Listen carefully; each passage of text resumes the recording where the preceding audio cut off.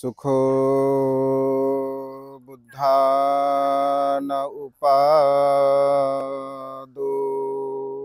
सुखा सद्धम्म देशना सुखा संघस सामग्गी समगानं तपो सुखो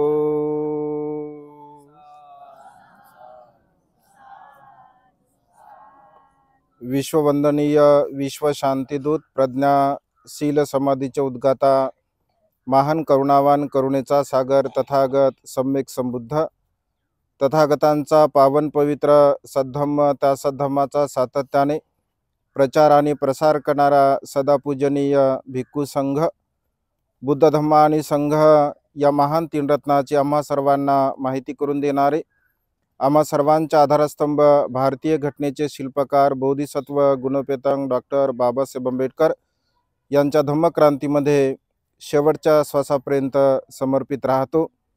आज या मंगलमय प्रसंगी या पवित्र अशा जेतवन महाविहारामध्ये उपस्थित आपणा सर्वांना मार्गदर्शन करणारे पूजनीय भिक्खू करुणानंदजी थेरो, मुख्य संचालक the great happiness YouTube channel, ऐतिहासिक दृष्टिकोनातून सातत्याने आपणा सर्वांना मार्गदर्शन करणारे पूजनीय भिक्खू यन धम्मानंदजी थेरो, मुख्य संचालक सर्च रिसर्च यूट्यूब चॅनल व श्रद्धासंपन्न उपासक उपासिका आपणा सर्वांच्या हितासाठी सुखासाठी आणि कल्याणासाठी त्याचप्रमाणे सातत्याने आपल्या प्युरिटी ऑफ माइंड या यूट्यूब चॅनलच्या द्वारा धम्मदेशना श्रवण करून आपल्या जीवनामध्ये अनंत आणि असीम असं पुण्य संपादन करणारे सर्व श्रद्धासंपन्न उपासक उपासिका आपणा सर्वांच्या प्रती अनंत अनंत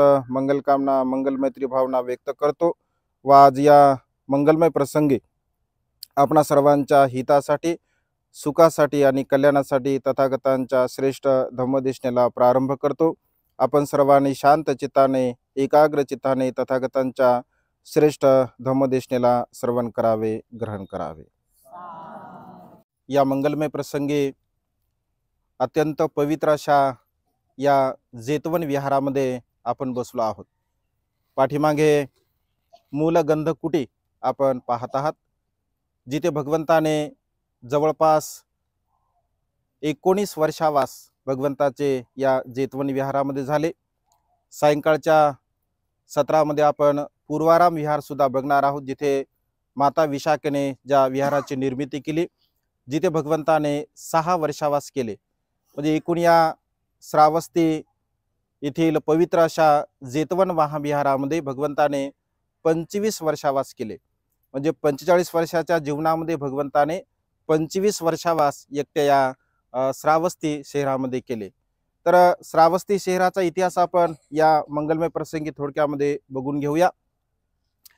या श्रावस्ती शहरातील जो अनाथ पिंडक सुदत्त श्रेष्ठी असतो, राजा प्रसेनजित यांचं हे कोशला राज्य असते आणि या कोशला राज्याची श्रावस्ती त्या काळामध्ये अत्यंत धनधान्याने युक्त असणारे शहर, अत्यंत सुख समृद्धीने युक्त असणारे शहर असं म्हटलं की त्या काळामध्ये श्रावस्तीची लोकसंख्या ही 7 कोटी असते आणि त्या 7 कोटी लोकसंख्येपैकी 5 कोटी लोक बुद्ध धम्म आणि संघ या 3 रत्नाचं अनुसरण करणारे असतात।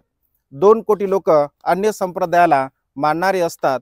तर सुदत्त हा राजा प्रसेनजित यांचा कोषाध्यक्ष असतो आणि तो स्वतः हिऱ्याचा व्यापारी सुद्धा असतो। त्यामुळे विपुल धनसंपदा त्यांच्याकडे असते, आपण साहित्यामध्ये बघतो। आणि व्यापाराच्या दृष्टिकोनातून अनाथ पिंडक जेव्हा आपल्या बहिणीकडे अर्थात राजगृह या ठिकाणी जात असतो, आपण राजगृह बघितलं, त्या राजगृहामध्ये जेव्हा अनाथ पिंडक जातो आपल्या बहिणीकडे, साहजिकच आहे व्यवहारामध्ये आपण बघतो की पाहुणा जर आपल्या घरी आला असेल तर त्यांचा सन्मान होतो, स्वागत होते, सत्कार होत असते। परंतु अनाथ पिंडक जेव्हा आपल्या बहिणीकडे या प्रसंगी जातो तर त्याचा विशेष काही सन्मान होत नाही। नित्यनेमाने खूप मोठा त्याचा सन्मान होत असतो, या प्रसंगी मात्र त्याचा विशेष काही सन्मान होत नाही, कारण सर्वच लोक बिजी असतात। त्यांची बहीण बिजी असते, त्यांचे बहिणीचे मिस्टर बिजी असतात, सर्व परिवारातील लोक बिजी असतात. म्हणजे जशा प्रकारे एखादा काहीतरी फार मोठा उत्सव होत आहे अशा प्रकारची त्यांच्या घरी तयारी असते.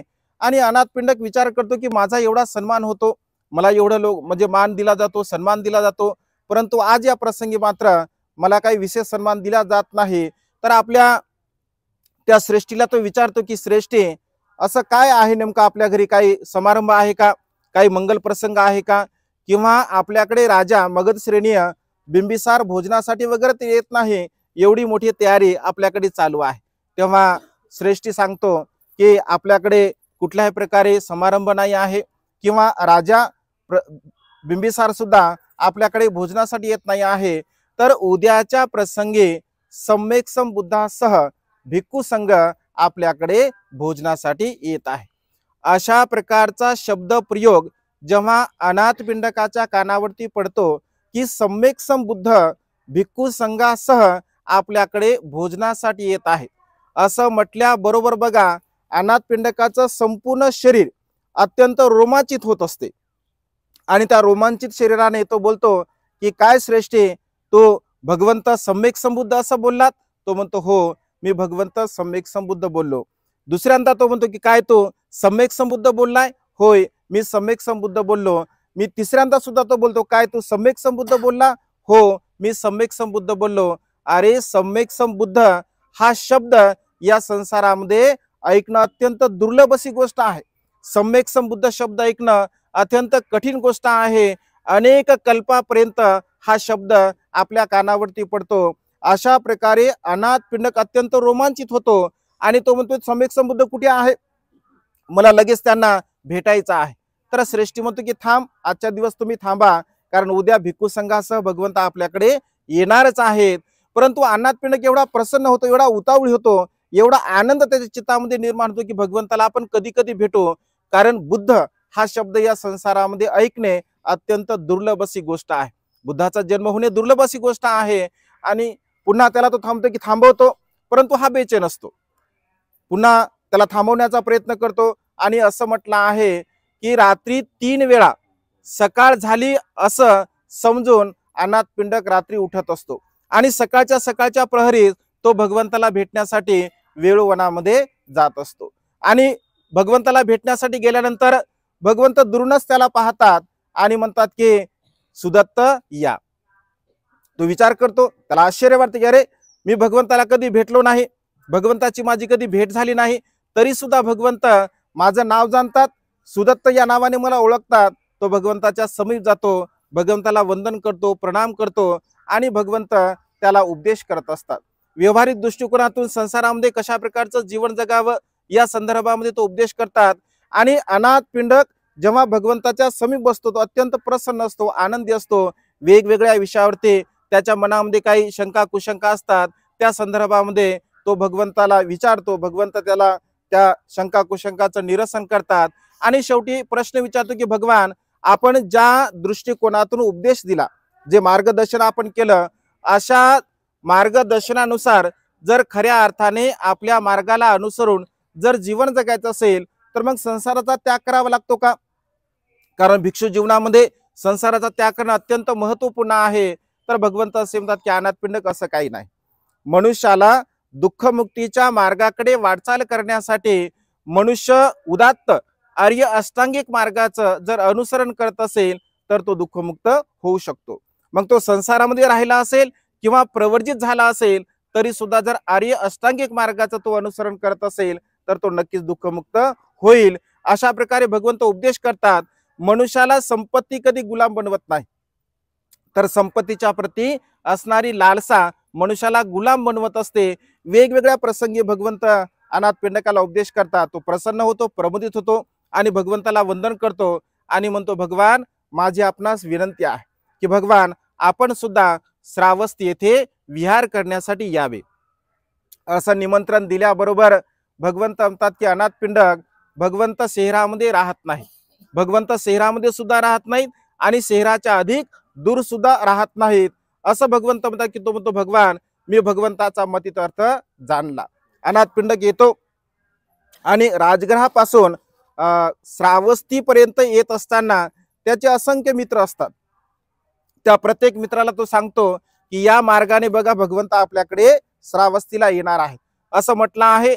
मित्रांना सुद्धा सांगतो, स्वतः तो विहिरी निर्माण करतो, निवास निर्माण करतो आणि राजगृहापासून श्रावस्तीपर्यंत भगवंताला कोणत्याही प्रकारची अडचण येणार नाही, कोणत्याही प्रकारचा भगवंताला त्रास होणार नाही, ही सर्व प्रकारची बघा तो व्यवस्था करतो. जेव्हा इथे येतो आल्यानंतर तो विचार करतो की भगवंताला तर आपण निमंत्रण दिलं तर भगवंत कुठे वास्तव्य करतील. आणि रस्त्याने येत असताना हा जे जेतवन विहार आपल्याला दिसते, तर जेत कुमाराचं हे वन असते, बगीचा असते, गार्डन असते. तो जेतकुमाराकडे जातो आणि जेतकुमाराकडे गेल्यानंतर जेतकुमाराला म्हणतो की हा जो बगीचा आहे हा बगीचा मला पाहिजे आहे. जेतकुमार म्हणतो की नाही, हा बगीचा मी स्वतःच्या म्हणजे किंडा विहारासाठी, स्वतःच्या आनंदासाठी, प्रसन्नतेसाठी निर्माण केला आहे. तर तो म्हणतो की नाही, मला हा जो बगीचा आहे हा पाहिजे, याची फक्त तू किंमत सांग. किंमत सांग म्हणतो. तर तो म्हणतो याची किंमत तर असंख्य आहे, म्हणजे सोन्याच्या भावामध्ये ही जमीन आहे, हा जो काही बगीचा आहे, हे जे गार्डन आहे, तर मी तुला देऊ शकणार नाही, कारण याची किंमत सोन्याची आहे. सोन्याची किंमत आहे असा शब्द प्रयोग जेव्हा जेतकुमाराच्या मुखातून निघतो, तर तो म्हणतो मी तुझा बगीचा घेतला आहे, मी तुझा बगीचा घेतला. तर तो म्हणतो नाही, मी तर तुला दिलाच नाही. अनाथ पिंडक म्हणतो तू मला बगीचा दिला, आणि दोघांमध्ये शाब्दिक त्या ठिकाणी विवाद होत असतो असं म्हटलं आहे. हा वाद पंचायतीमध्ये जातो आणि पंचायतीमध्ये गेल्यानंतर सुदत्ताला त्या ठिकाणी जेतकुमाराला म्हटलं जातं की तू तुझ्या जागेची किंमत सांगितली आहे, कारण तू काय म्हटला, तुझे जमीन ही सोन्याच्या भावाची आहे असं म्हटल्याबरोबर जेतकुमाराच्या या संपूर्ण जेतवनामध्ये असं म्हटलं आहे, अनाथ पिंडकाने 18 कोटी सुवर्ण मुद्रा संपूर्ण जमिनीवरती अंथरल्या होता. ही गोष्ट जेव्हा जेतकुमाराला कळते की अरे 18 कोटी सुवर्ण मुद्रा अनाथ पिंडकाने या जमिनीवरती अंथरल्या आहे असं त्याला जेव्हा कळते, तेव्हा तो येतो धावत धावत. कारण जमिनीवरती सुवर्ण मुद्रा अंथरणे ही साधी गोष्ट आहे का, सोपी गोष्ट आहे का? जगाच्या इतिहासामध्ये असा एकमेव प्रसंग आहे की जमीन विकत घेत असताना त्या संपूर्ण जमिनीवरती सुवर्ण मुद्रा अंथरल्या असतील. असं इतिहासामध्ये एखादं उदाहरण तुम्हाला आठवते का? बिलकुल नाही. इतिहासामध्ये असं उदाहरण तुम्हाला पाहायला मिळणारच नाही. आणि ही गोष्ट संपूर्ण या श्रावस्ती शहरामध्ये वाऱ्यासारखी फिरते. जेतकुमाराच्या कानावर सुद्धा जाते. जेतकुमार धावत धावत येतो आणि अनाथ पिंडकाला म्हणतो की सुदत्त, हे तू काय करत आहे? तुला सुद्धा माहित आहे की या जमिनीची एवढी किंमत नाही आहे, मग एवढी सुवर्ण मुद्रा तू खर्च कशासाठी करत आहे, म्हणजे नेमकं तू काय करत आहे? तर अनाथ पिंडक सांगतो की या ठिकाणी भगवंत येणार आहे, भगवंताचा भिक्खू संघ येणार आहे, भगवंतासाठी भिक्खू संघासाठी येथे मी विहाराची निर्मिती करणार आहे असं म्हटल्याबरोबर बघा जेतकुमाराच्या मनामध्ये क्षणामध्ये भगवंताच्या प्रती श्रद्धा उत्पन्न होते आणि तो म्हणतो की थांब अनाथ पिंडक, थांब, आता सुवर्ण मुद्रा तू अंथरू नको, जेवढ्या तू अंथरल्या तेवढ्या पुरेशा आहे. जेवढी बाकी उरलेली जी जमीन आहे आणि या जमिनीवरती जेवढे काही झाडं आहे ते सर्वच्या सर्व झाडं मी भगवंताला, भिक्खू संघाला माझ्या वतीने दान करत असतो. 18 कोटी सुवर्ण मुद्रा तोपर्यंत अनाथ पिंडकाने जमिनीवरती अंथरल्या होत्या. म्हणजे 18 करोड रुपयामध्ये ही जमीन बघा अनाथ पिंडकाने त्या काळामध्ये विकत घेतली. त्या विहार निर्माण करण्यासाठी असं म्हटलं आहे की किमान 1000 भिक्षू या ठिकाणी राहू शकत होते. 1000 निवासस्थानं या ठिकाणी निर्माण केल्या गेले होते भिक्खू संघासाठी राहण्यासाठी. वेगळी धर्मशाला होती, वेगळं धम्मप्रवचन करण्याचा हॉल होता, भगवंतासाठी वेगळी मुलगंधकुटी निर्माण केल्या गेले होते आणि असंख्य भिक्खू या ठिकाणी वास्तव्य करतील अशा प्रकारे अनाथ पिंडकाने निर्माण केलं. एवढ्या मोठ्या महाविहाराला निर्माण करण्यासाठी 18 करोड रुपये खर्च झाले असं म्हटलं आहे. विहारासाठी निर्माण करण्यासाठी सुद्धा 18 करोड रुपये खर्च झाले आणि तो उत्सव केला त्याने भगवंताला दान देण्यासाठी. कारण दान परंपरा बौद्ध धर्मामध्ये आहे. जे विहार निर्माण केलं जात होतं तर भिक्खू संघाला ते अर्पण केलं जात होतं, भिक्खू संघाला ते दान दिलं जात होतं आणि तो दान उत्सव करण्यासाठी सुद्धा असं म्हटलं आहे. साहित्यामध्ये अशा प्रकारचा उल्लेख आहे की 18 करोड सुवर्ण मुद्रा उत्सव करण्यासाठी सुद्धा त्याला लागल्या. म्हणजे अशा प्रकारे 18 करोड जमीन घेण्यासाठी, 18 करोड विहार निर्माण करण्यासाठी आणि 18 करोड उत्सव करण्यासाठी म्हणजे एकूण 54 करोड रुपये खर्च करून बघा या जेतवन विहाराची अनाथ पिंडकाने निर्मिती केली आणि भगवंताच्या हातावरती पात्रामध्ये उदक सोडलं आणि भगवंताला हे पूर्ण जेतवन विहार दान केलं। अशा प्रकारे बघा एवढी मोठी श्रद्धा अनाथ पिंडकाची होते आणि भगवंताने इथं वास्तव्य केलं। अनेक प्रकारचे उपदेश भगवंताने इथे दिले। मूलगंधकुटी भगवंतासाठी निर्माण केली। अनेक उपासक उपासिका पुष्प हातामध्ये घेऊन भगवंताची पूजा करत असत। कारण नेमकी भगवंताची पूजा कसे करावी, काय दिलं पाहिजे भगवंताला, भगवंत तर काही घेत नाहीत, केवळ सकाळचं भोजनदान भगवंत घेतात, दुसरं काही घेत नाहीत। मग नेमकं भगवंताची पूजा कशी केली पाहिजे, तर पुष्पाने भगवंताची बघा पूजा केली जात होते आणि असंख्य उपासक उपासिका भगवंताला पुष्प भगवंताच्या चरण कमलावरती पुष्प अर्पण करत असत आणि त्यामुळे भगवंताच्या कुटीच्या बाजूला म्हणजे फुलांचा असा ढीकच्या ढीक पडायचा आणि संपूर्ण त्या विहाराच्या परिसरामध्ये सुगंध दरवळत असे आणि त्यामुळे भगवंताच्या कुटीला बघा मूलगंध कुटी अशा प्रकारचं म्हटलं जात। म्हणजे अशा पद्धतीने भगवंताने असंख्य उपदेश इथे दिलेले आहे। महामंगल सूत्राचा उपदेश भगवंताने इथेच दिलेला आहे। पराभव सूत्राचा उपदेश भगवंताने इथेच दिला आहे। यक्षांना भगवंताने इथेच उपदेश दिला। पटाचारा असेल, किसा गौतमी असेल, असे असंख्य उपदेश त्रिपिटक साहित्यामध्ये 84,000 भगवंताने उपदेश दिले। म्हणजे 82,000 भगवंताने स्वतः दिले, 2,000 उपदेश भगवंताच्या अग्रश्रावकाने दिले। म्हणजे अशा प्रकारे 82,000 उपदेशापैकी 50% उपदेश भगवंताने श्रावस्ती या शहरामध्ये दिलेले आहे।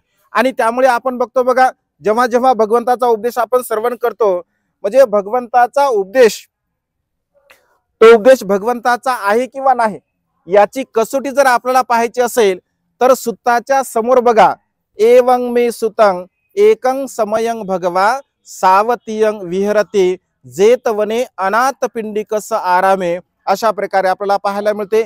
अशा प्रकारचा उल्लेख जिथे जिथे येत असेल तो उपदेश भगवंताने या श्रावस्ती शहरामध्ये दिलेला आहे। आणि सुत्ताच्या अगोदर जर एवं मे सुतं असा जर शब्द प्रयोग असेल तर आपण समजून घ्यावं तो उपदेश भगवंताने स्वतः दिलेला आहे। पण ज्या उपदेशाच्या अगोदर जर एवं मे सुतं नसेल तर असं समजून घ्यावं तो उपदेश अन्य भिक्खूंनी दिला आहे किंवा भगवंताच्या नंतर दिल्या गेलेला आहे। जसं की जयमंगल अठगाथा आहे, जयमंगल अठगाथेला एवं मे सुतं आहे का, नाही, डायरेक्ट जयमंगल अठगाथा आपण म्हणतो म्हणजे भगवंताने त्याला नंतर निर्माण केला गेला आहे। म्हणजे अशा प्रकारचे असंख्य उपदेश बघा भगवंताने या जेतवन विहारामध्ये दिलेले आहे। माता विशाखा असेल, माता विशाखेचा पूर्वारा विहार बाजूलाच आपण बघणार आहोत। माता विशाखा रोज आणि रोज जेतवन विहारामध्ये येत असे। भगवंत सुद्धा अनाथ पिंडक सुद्धा सकाळी आणि संध्याकाळी 2 वेळा भगवंताचं दर्शन घेण्यासाठी येत असे। अनाथ पिंडकाची विशेषता होती बघा जेव्हा जेव्हा तो भगवंताचं दर्शन घेण्यासाठी येत असे तेव्हा तेव्हा काही ना काही भगवंताला तो दान स्वरूपामध्ये घेऊन येत असे। असा प्रसंग आहे बघा शेवटच्या क्षणी असं म्हटलं आहे की अनाथ पिंडक एवढा दानशूर होता की संपूर्ण धनसंपदा त्याने भगवंतासाठी भिक्खू संघासाठी खर्च केली। कारण तो व्यापारी होता, भगवंताचे भेट घेण्यासाठी भिक्खू संघात सेवा करण्यासाठी व्यापारामध्ये त्याचं म्हणजे दुर्लक्ष झालं, व्यापार त्याचा ठप्प पडला आणि संपूर्ण संपत्ती त्याने भिक्खू संघासाठी खर्च केले। असा प्रसंग आहे बघा साहित्यामध्ये एक वेळचा की तो विचार करतो म्हणजे सुरुवातीला जेव्हा तो भगवंताला भेटतो तेव्हा तो म्हणतो भगवान माझ्याकडे एवढी धनसंपत्ती आहे की माझं मला सुद्धा माहित नाही की माझ्याकडे किती संपत्ती आहे। हजारो नौकर चाकर भगवान माझ्याकडे आहेत, एवढी विपुल धनसंपदा माझ्याकडे आहे, तरी सुद्धा भगवान मी बेचैन असतो, दुःखी असतो, कष्टी असतो, पण तरी सुद्धा मला समाधान आहे का, कारण हजारो लोक मी जे काम करत आहे तर त्या कामावरती अवलंबून आहे। आता तो माझा व्यापार आहे भगवान, अशा पद्धतीने तो पहिल्या भेटीमध्ये भगवंताला सांगतो। आणि या प्रसंगी बघा त्याच्याकडे अशी संपूर्ण धनसंपदा त्याची नष्ट झाली असते। आपल्या दालनामध्ये बसतो एक वेळचा प्रसंग आणि दालनामध्ये बसल्यानंतर तो विचार करतो की अरे भगवंताला तर आपल्याला भेटायचं आहे, भगवंताचं दर्शन करायचं आहे, परंतु आपल्याकडे तर आता काहीच नाही आहे भगवंताचं दर्शन करण्यासाठी। तर असं म्हटलं आहे बघा साहित्यामध्ये अशा प्रकारचा उल्लेख आहे। आपल्या गार्डन मधील एक टोपलभर माती तो घेत असतो आणि टोपलभर माती घेऊन तो जेतवन विहारामध्ये येतो आणि एक छोटस झाड असते, त्या छोट्याशा झाडाच्या बाजूला ती माती तो टाकत असतो आणि माती टाकल्यानंतर तो धर्मशाळेमध्ये जाऊन बसतो जिथे भगवंत देशना करत असतात। तर अनाथ पिंडक जेव्हा जातो, अनाथ पिंडक गेल्यानंतर भगवंत म्हणतात की अरे आज अनाथाचा नाथ अनाथ पिंडकाने भगवंतासाठी भिक्खू संघासाठी काही चाललं नाही असं वाटते, तर तो म्हणतो भगवान बघा, मनुष्याच्या चित्तामध्ये दान देण्याची जी मानसिक प्रवृत्ती कशा प्रकारची असली पाहिजे. भगवंत असे म्हणतात चेतनाहं कमंग भिक्कवे, म्हणजे मनुष्याच्या जीवनामध्ये जी चेतना आहे, आपलं चित्त जसं असेल तशा प्रकारे त्या कर्माचा विपाक बघा आपल्याला प्राप्त होत असतो. म्हणजे दान देत असताना आपल्या मनाची मानसिकता किती परिशुद्ध असावी, किती निर्मळ असावी, आपण किती दान देतो, आपण कशा प्रकारचं दान देतो याला विशेष महत्व नाही. आपण ते दान देत असताना त्या दानाच्या पाठीमागे आपली चेतना, आपली भावना कशी आहे हे अत्यंत महत्वपूर्ण आहे. बघा या छोट्याशा उदाहरणावरून तुम्हाला समजेल. तो टोपलभर माती जे तो विहारामध्ये एका झाडापाशी टाकतो, धर्मशाळेमध्ये जाऊन बसतो, भगवंत उपदेश करत असतात आणि उपदेश करताना भगवंत आज अनाथ पिंडकाने काही चाललं नाही भिक्खू संघासाठी, भगवंतासाठी, तेव्हा अनाथ पिंडक म्हणतो की भगवान जोपर्यंत श्वासामध्ये श्वास आहे तोपर्यंत असं कधी होणार नाही की अनाथ पिंडक भगवंतासाठी भिक्खू संघासाठी काही आणणार नाही. भगवंत जाणतात, कारण भगवंत भूत भविष्य वर्तमान जाणारे असतात. अनाथ पिंडकाने काय आणलं हे सुद्धा भगवंताला माहित असते, परंतु अनाथ पिंडकाच्या मनाची भावना, चेतना त्या पाठीमागे कशी होते हे भगवंताला जाणायचं असते. तर तो म्हणतो काय आणला आज, तर तो म्हणतो भगवान आज एक टोपलभर माती मी आणलेली आहे. मग काय केली, एका झाडाजवळ टाकली भगवान. मग काय होणार आहे, भगवान ज्या टोपलभर मातीमध्ये असणारे जे कण आहे त्या कणाच्या द्वारा त्या झाडाला वाढण्यासाठी ही टोपलभर माती सहाय्यक ठरेल. भगवान ते झाड मोठं होईल. मग काय होईल, भगवान ते झाड मोठं झाल्यानंतर त्या झाडाखाली एखादा भिक्षू बसेल, एखादी भिक्षुनी बसेल, ध्यान मनन चिंतन करेल, अनापान सती करेल. भगवान त्या झाडाखाली बसून कोणी श्रोतापन्न होऊ शकते, कोणी सकृतागामी होऊ शकते, कोणी अनागामी होऊ शकते, कोणी अरंत होऊ शकते. तर भगवंत असे म्हणतात की मग तुला काय लाभ आहे. भगवान मला जेव्हा समजेल की इथे बसणारा भिक्षू असेल, भिक्षुनी असेल, श्रोतापन्न झाले, सकृतागामी झाले, अनागामी झाले, अरंत झाले, तर भगवान माझ्या मनाला सुद्धा समाधान लाभेल, मला माझ्या मनाला सुद्धा आनंद मिळेल, मला सुद्धा प्रसन्नता वाटेल. भगवान म्हणजे एवढी अनाथ पिंडकाच्या मनाची बघा प्रसन्नता होती. दान पुण्य करत असताना भगवंत असे म्हणतात की मनुष्याच्या जीवनामध्ये चेतना बघा अत्यंत महत्वपूर्ण आहे. आपलं मन म्हणजे प्रसन्न असणं, आनंदी असणं अत्यंत महत्वपूर्ण आहे. शेवटच्या क्षणापर्यंत बघा अनाथ पिंडकाने भगवंताची सेवा केली. एकही प्रसंग असा नाही साहित्यामध्ये की अनाथ पिंडकाने भगवंताला एखादा प्रश्न विचारला असेल, एकही संदर्भ नाही आहे. कारण अनाथ पिंडक असा विचार करायचा की भगवंत राजकुमार आहे, भगवंत सुकुमार आहे, भगवंताला अनेक लोक प्रश्न विचारतात, भगवंताला अनेक लोक त्रास देतात, मग आपण भगवंताला कशाला त्रास द्यायचा. त्यामुळे एकही प्रश्न अनाथ पिंडकाने भगवंताला विचारला नाही. परंतु अनाथ पिंडक सुद्धा त्याच्यावरती खूप करुणा करायचे, त्याच्यावरती खूप दया करायचे. ते म्हणायचे की हा खूप उपकार करता आहे, भिक्खू संघाची खूप चांगल्या प्रकारे सेवा करतो. आणि जेव्हा जेव्हा अनाथ पिंडक भगवंताच्या जवळ येत असे तेव्हा तेव्हा भगवंत काही ना काही त्याला उपदेश करत असत. असंख्य उपदेश बघा अनाथ पिंडकाला भगवंताने दिलेले आहे. अनाथ पिंडकाने न विचारता सुद्धा भगवंताने त्याला वेगवेगळ्या विषयावरती उपदेश दिले. अनाथ पिंडक श्रोतापन्न होते आणि श्रोतापन्न असल्यामुळे 3 रत्नांच्या प्रती त्याची विशेष बघा श्रद्धा होते. मृत्यूच्या समयी बघा अनाथ पिंडक भगवंताला म्हणतो की भगवान भगवंताचं मला दर्शन घ्यायचं आहे, भगवंताला मला भेटायचं आहे. तर भगवंत आनंद भंते असतील किंवा अन्य प्रमुख भिक्षू असतील, त्या प्रमुख भिक्षूंना अनाथ पिंडकाला भेटण्यासाठी पाठवतात. तिथे गेल्यानंतर म्हणजे सुत्त पठण केलं जातं आणि आनंद भंते अनाथ पिंडकाला बघा 4 आर्य सत्याचा श्रेष्ठ असा उपदेश देत असतात. उपदेश दिल्याबरोबर अनाथ पिंडकाच्या डोळ्यातून अश्रू येतात. तेव्हा आनंद भंते म्हणतात की सुदत्त अनाथ पिंडक म्हणजे तुम्ही दुःखी आहात का, तुम्ही कष्टी आहात का, तुम्हाला वेदना होत आहेत का. तर तो म्हणतो की नाही भंते, मला बिलकुल काही वेदना वगैरे होत नाहीत, मला आनंद होत आहे. परंतु दुःख याचं होत आहे की एवढे वर्ष मी भगवंताची सेवा केली, एवढे वर्ष मी भगवंताच्या सहवासामध्ये राहिलो, परंतु एवढा अनमोल असा उपदेश मला कधी ऐकायला मिळाला नाही. कारण भगवंताने बघा अनाथ पिंडकाला छोटे छोटे उपदेश देत असत भगवंत, कारण तो व्यवहारिक दृष्टिकोनातून असंख्य उपदेश अनाथ पिंडकाला दिले, परंतु 4 आर्य सत्याचा उपदेश मात्र त्याने श्रवण केला नव्हता. आनंदाच्या द्वारा बघा त्याने तो उपदेश श्रवण केला आणि तो अत्यंत प्रसन्न होतो, आनंदी होतो आणि शेवटी मृत्यूला प्राप्त होतोच तो निसर्गाच्या नियमाला अनुसरून. बघा, मनुष्य या संसारामध्ये भगवंत असे म्हणतात की आपल्या कर्मबलाने जिवंत असतो. अनाथ पिंडकाला संपूर्ण भिक्खू संघा समवेत, संपूर्ण उपासकांच्या समेत भगवंत म्हणतात की भिक्षुंनो, माझ्या संपूर्ण उपासकांमध्ये जर अग्र कोणी असेल सेवा करण्यामध्ये, दान पुण्य करण्यामध्ये, कुशल कर्म करण्यामध्ये, तर तो म्हणजे अनाथ पिंडक आहे. भगवंताने बघा महाउपासक म्हणून अनाथ पिंडकाला म्हणजे भगवंताने स्तुती केली आहे. भगवंताचा महाउपासक अनाथ पिंडक होता. आता कोणालाही महाउपासक म्हटलं जातं. महाउपासक कोणी होत नसतो. बघा, साहित्याचं जर तुम्ही वाचन केलं, चिंतन केलं, मनन केलं, तर भगवंताच्या बुद्ध शासनामध्ये केवळ एकच महाउपासक असतो आणि भगवंताच्या बुद्ध शासनामध्ये केवळ एकच महाउपासिका असते. महाउपासिका कोण? माता विशाखा. महाउपासक अनाथ पिंडक म्हणजे जो भगवंताची सेवा करत असतो, भिक्खू संघाची सेवा करतो, शेवटच्या क्षणापर्यंत बघा अनाथ पिंडकाने भगवंताची सेवा केली आणि त्यामुळे भगवंत असं भिक्खूंनो, माझ्या संपूर्ण उपासकांमध्ये जर अग्र कोणी असेल तर तो म्हणजे अनाथ पिंडक आहे.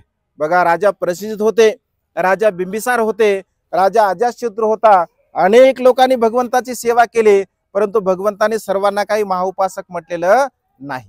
केवळ अनाथ पिंडकाला भगवंताने महाउपासक म्हटलं, कारण तशा प्रकारचं पुण्यकर्म, तशा प्रकारचं कुशल कर्म असावं लागतं. तशा प्रकारच्या दान पारमिता सुद्धा आपल्या असाव्या लागतात, कारण तशा प्रकारचं दान पारमिता जर असेल तर ते पुण्य आपल्याला प्राप्त होऊ शकते, ते कुशल कर्म आपलं होऊ शकते. आणि त्यामुळे अनाथ पिंडक बघा महाउपासक ठरला. माता विशाखा महाउपासक ठरली, कारण माता विशाखेने संपूर्ण जीवन भगवंताची सेवा करण्यासाठी घालवलेलं आहे. माता विशाखा रोज बघा सकाळी आणि संध्याकाळी भगवंताचं दर्शन घेण्यासाठी येत असे. एक वेळचा प्रसंग, विशाखाला भगवंताने उपोषणाच्या संदर्भामध्ये इथेच उपदेश दिला. या जेतवन विहारामध्ये 8 प्रकारचे वर माता विशाखाने घेतले होते. तर याच जेतवन विहारामध्येच भगवंताने 8 प्रकारचे वर सुद्धा माता विशाखेला दिले. आणि जेव्हा एक वेळच्या प्रसंगी माता विशाखा जेव्हा विहारामध्ये येत असे, अन्य प्रसंगी ते एका उत्सवासाठी जात असते. तर उत्सवासाठी गेल्यानंतर साहजिकच आहे, माता विशाखा अत्यंत सुंदर असते, अत्यंत रूपवान असते. तर तिच्या अंगावरती एक हार असतो, ज्याला महालता प्रसादन हार असं म्हटलंय बौद्ध साहित्यामध्ये. माता विशाखाचं जीवनचरित्र बघा फार मोठा आहे, फार विशाल आहे. आपल्या प्युरिटी ऑफ माइंड या चॅनलवरती संपूर्ण माता विशाखेचं जीवनचरित्र 8 भागामध्ये मी सांगितलेला आहे. तर तो जो महालता प्रसादन हार असतो, तर त्या हाराची किंमत त्या काळामध्ये 9 करोड रुपये असते. बघा, तो हार बनवण्यासाठी 6 महिन्याचा कालावधी लागत असतो. त्या हाराची विशेषता असते असं म्हटलं आहे की तो जर गळ्यामध्ये जर धारण केला असेल तर पायाच्या बोटापर्यंत त्याचं शेवटचं टोक लागत असते. एवढा विशाल तो महालता प्रसादन हार असतो. सर्वसामान्य स्त्री त्या हाराला उचलू सुद्धा शकत नव्हती, एवढं ओझं त्या हाराचं असते. माता विशाखा तर बलवान असते असं म्हटलंय. साहित्यामध्ये उल्लेख आहे की माता विशाखा 7 हत्तीचं बल माता विशाखामध्ये होतं. एवढं पुण्य माता विशाखेचं होतं. तुम्हाला कधी कधी आश्चर्य वाटतं की 7 हत्तीचं बल एखाद्या स्त्रीमध्ये असू शकते का? तर ते पुण्याचा भाग आहे, ते फार मोठा विषय आहे. तर माता विशाखा विहारामध्ये येत असते. तर भगवंताला आपण कसं भेटावं? ऐक ना, 7 शृंगार करून, एवढा मोठा हार परिधान करून आपण भगवंताचं दर्शन कसं घ्यावं? चांगलं वाटत नाही. मग माता विशाखा आपला तो हार काढते, बाकीचे दागदागिने सुद्धा काढते आणि दासी असते त्या दासी जवळ देते आणि भगवंताचं दर्शन घेण्यासाठी ती जात असते. दर्शन घेण्यासाठी भिक्खूंची व्यवस्था सुद्धा ती बघत असते आणि निघते विहाराच्या बाहेर. तर त्या दासीला काही ते लक्षामध्ये राहत नाही, हार विहारामध्ये राहून जातो आणि विहाराच्या बाहेर गेल्यानंतर ती म्हणते किती हार? तर ती म्हणते मालकीन हार तर विहारामध्ये राहिलाय, जा लवकर घेऊन ये. आणि जाता जाता सांगते की जर त्या हाराला आनंद भंतेचा जर स्पर्श झाला असेल किंवा भिक्खूंचा स्पर्श झाला असेल तर त्या हाराला तू घेऊ नको. आणि असं म्हटलं आहे, आनंद भंते विहाराची म्हणजे निगा राखणारे असतात, काळजी घेणारे असतात.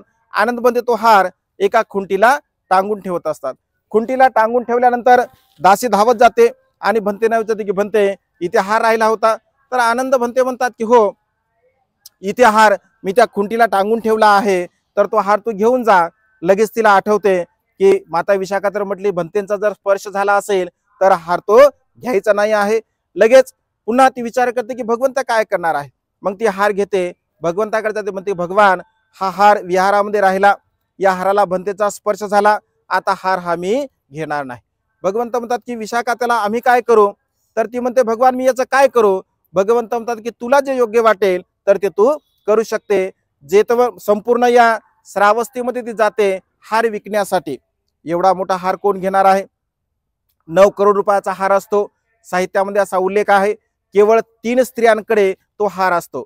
एक माता विशाखाकडे असतो, एक बंधुल नावाचा राजा प्रसेनजित यांचा सेनापती असतो, त्यांच्या मल्लिका नावाच्या पत्नीला तो हार असतो, आणि वाराणसीची एका श्रेष्ठींची पत्नी असते तिच्याकडे तो हार असतो. केवळ या संपूर्ण जम्बूद्वीपामध्ये 3 स्त्रियांकडे तो महालता प्रसादन बघा हार असतो. मग माता विशाखा संपूर्ण श्रावस्तीमध्ये जाऊन फिरते. कोण घेणार आहे 9 करोड रुपयाचा हार. कोणी घेत नाही. तर माता विशाखा स्वतःच विकत घेते आणि भगवंताला म्हणते भगवान या हाराची किंमत 9 करोड रुपये आलेली आहे, मग काय करू. भगवंत म्हणतात की तुला जसं वाटेल तसं तू कर. तेव्हा ते पूर्वाराम विहाराची बघा माता विशाखा 9 करोड रुपयात जागा विकत घेत असते. पुन्हा तिथे विहार निर्माण करते. त्या विहार निर्माण करण्यासाठी सुद्धा 9 करोड रुपये खर्च होतात असं म्हटलं आहे. पुन्हा उत्सव करते, उत्सवासाठी सुद्धा 9 करोड रुपये खर्च लागतात. अशा पद्धतीने 27 करोड रुपये खर्च करून माता विशाखा पूर्वारा विहाराची निर्मिती करत असते. ज्या पूर्वारा विहारामध्ये बघा भगवंताने 6 वर्षावास केलेला आहे. संध्याकाळच्या सायंकाळच्या प्रसंगी आपण तिथे जाणार आहोत. आता तिथे मात्र अत्यंत दुरावस्था आहे. केवळ एक स्तंभ आपला तिथे पाहायला मिळणार आहे. म्हणजे अशा प्रकारे बघा शेवटच्या क्षणापर्यंत माता विशाखेने सुद्धा भगवंताची भिक्खू संघाची सेवा केली. भगवंत म्हणतात की भिक्षूंनो माझ्या संपूर्ण उपासिकेमध्ये माता विशाखा ही अग्र आहे, महाउपासिका आहे. सकाळ संध्याकाळ बघा भगवंताची सेवा करण्यासाठी माता विशाखा येत असे. माता विशाखा अत्यंत सुंदर होते, अत्यंत रूपवान होते. असं म्हटलं आहे 120 वर्षाचं माता विशाखेचं बघा आयुष्य असते. 120 वर्षाची माता विशाखा जेव्हा विहारामध्ये जात असे तर 16 वर्षाच्या तरुण स्त्रीसारखं माता विशाखेचं सौंदर्य होतं. विचार करा, कल्पना करा, 120 वर्षाची स्त्री 16 वर्षाच्या सुंदर स्त्रीसारखं माता विशाखेचं सौंदर्य होतं. कशामुळे.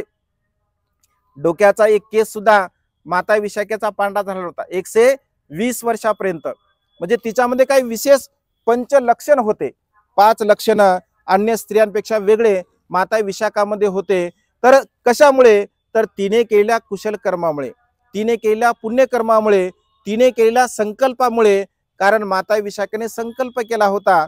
जो मनुष्य आपल्या जीवनामध्ये संकल्प करतो आणि तो संकल्प पूर्ण करण्यासाठी तशा प्रकारचे प्रयत्न करत असतो. कारण माता विशाखा एका प्रत्येक बुद्धाच्या समोर संकल्प करते की मला सुद्धा महाउपासिका बनायचं आहे. तर महाउपासिका बनण्यासाठी काय करावं लागेल. तर ते मध्ये भिक्खू संघाची सेवा करावी लागेल असं म्हटलं आहे. बघा 4 प्रत्ययासह माता विशाखा 20,000 भिक्खूंना एका जन्मामध्ये भोजनदान देत असते. 4 प्रत्यय त्यामध्ये भिक्षाटन आलं, भिक्षापात्र, चिवर असेल, संघाटी असेल, उत्तरासंघ असेल, विहार असेल, हे सर्व प्रकार जेवढे काही दान पुण्य आहे ते सर्वच्या सर्व दान पुण्य बघा माता विशाखा करत असते. आणि त्यामुळे तिला 2 गोष्टी प्राप्त होतात. सौंदर्याचा लाभ सुद्धा तिला प्राप्त होत असतो आणि धनसंपत्तीचा लाभ सुद्धा प्राप्त होत असतो. उपोषणशील धारण करणारा मनुष्य या सर्व प्रकारच्या पुण्यकर्माला बघा प्राप्त करत असतो. आणि त्यामुळे या संसारामध्ये मनुष्याने सातत्याने ते कुशल कर्म, ते पुण्यकर्म आपल्या जीवनामध्ये केले पाहिजे बघा. कारण उपोषणशील पालन केल्यामुळे मनुष्याला आयुष्य, वर्ण, सुख आणि बल या 4 गोष्टी प्राप्त होत असतात. आपल्याला जे जे काही प्राप्त होत असते या जीवनामध्ये ते सर्वच्या सर्व बघा आपल्या कुशल कर्मामुळे, आपल्या पुण्यकर्मामुळे, आपल्या चांगल्या कर्मामुळे आपल्याला प्राप्त होते. आपल्याला सौंदर्य जरी प्राप्त होत असेल तर आपल्या पुण्यकर्मामुळे होते. आपल्याला धनसंपत्ती जरी प्राप्त होत असेल तर आपल्या पुण्यकर्मामुळे होते. आपल्याला जर बुद्धिमत्ता जर प्राप्त होत असेल तरी आपल्या पुण्यकर्मामुळे होत असते. म्हणजे आपल्याकडे जे जे काही असतं ते सर्वच्या सर्व बघा आपल्या पुण्यकर्माच्या द्वारा आपल्याला प्राप्त होत असते. आणि त्यामुळे सातत्याने आपण उपोषणशीलाचं पालन केलं पाहिजे, शील पालन केलं पाहिजे, दान पुण्य केलं पाहिजे, प्रज्ञेचा अभ्यास केला पाहिजे. कारण या मानवी जीवनामध्ये जे जे काही आपण चांगले कर्म करतो त्या चांगल्या कर्माचा विपाक, त्या चांगल्या कर्माचा परिणाम बघा आपल्या जीवनामध्ये आपल्याला प्राप्त होत असतो. आणि त्यामुळे माता विशाखा अजरामर झाली, अनाथ पिंडक अजरामर झाला. कशामुळे? तर त्यांनी केलेल्या कुशल कर्मामुळे, पुण्यकर्मामुळे. आणि त्यामुळे कुशल कर्म, पुण्यकर्म आपल्याला बघा अजरामर करत असतात. त्यामुळे सातत्याने आपण सुद्धा कुशल कर्म, पुण्यकर्म केलं पाहिजे, दान कर्म केलं पाहिजे, शीलाचं पालन केलं पाहिजे. या पवित्र भूमीमध्ये बघा आपण बसलो, या जेतवन विहारामध्ये, जिथे भगवंत प्रत्यक्ष राहिले, ऐक ना, जिथे भगवंताने प्रत्यक्ष असंख्य उपासक उपासकांना उपदेश दिला, असंख्य लोक श्रोतापन्न झाले, सकृतागामी झाले, अनागामी झाले, अनंत झाले. या पवित्र अशा भूमीमध्ये बघा तुम्ही पुण्यवान आहात, तुम्हाला ही सुवर्ण संधी म्हणजे प्राप्त झालेली आहे. या सुवर्ण संधीचा सदुपयोग आपण आपल्या जीवनामध्ये घेतला पाहिजे. सदा सर्व काळ आपण कुशल कर्म केलं पाहिजे, पुण्यकर्म केलं पाहिजे. कारण कर्माच्या द्वारा या संसारामध्ये मनुष्य अजरामर असतो बघा. कारण मनुष्य सौंदर्याने जिवंत राहत नाही, धनसंपत्तीने मनुष्य जिवंत राहत नाही, तर मनुष्याने केलेल्या कर्मामुळे मनुष्य या संसारामध्ये जिवंत असतो. आणि त्यामुळे सातत्याने आपण कुशल कर्म करावे, पुण्यकर्म करावे, चांगले कर्म करावे, दान कर्म करावं, शीलाचं पालन करावं. आणि आपल्या या मानवी जीवनाला दुःखमुक्तीच्या मार्गाकडे आपण घेऊन जाण्याचा प्रयत्न करावा. आपण असीम महान असं हे कुशल कर्म केलं, पुण्यकर्म केलं. या पवित्र भूमीमध्ये आम्हाला सुद्धा तुम्हा सर्वांना धम्मदेशना देण्याची एक सुवर्ण संधी भंतेजींनी आम्हाला प्राप्त करून दिली. भंतेंच्या प्रती सुद्धा अनंत अनंत कृतज्ञ भाव व्यक्त करतो. तुम्हा सर्वांच्या प्रती अनंत अनंत मंगलकामना, मंगलमैत्री भावना व्यक्त करून या ठिकाणी छोटीशी धम्मदेशना संपन्न करतो. सर्वांचं मंगल हो, सर्वांचं कल्याण हो, सर्वांना दीर्घायुष्य लाभ. बुद्धं नमामि, धम्मं नमामि, संघं नमामि. साधु साधु.